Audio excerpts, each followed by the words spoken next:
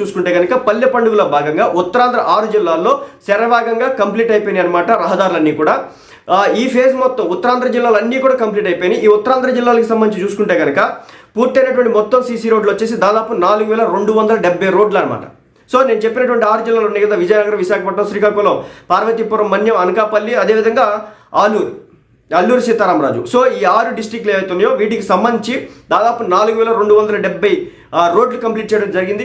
So ఈ complete చేసినటువంటి రోడ్లు ఏవైతే ఉన్నాయో వీటి కిలోమీటర్లు డిస్టెన్స్ ప్రకారం చూసుకుంటే కనుక 473 కిలోమీటర్లు అనమాట.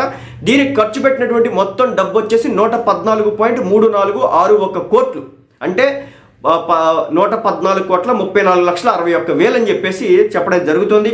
ఇక జిల్లాల వారీగా చూసుకుంటే కనుక ఖర్చు పెట్టింది విజయనగరంకి వచ్చేసి దాదాపు 1,154 లక్షలు.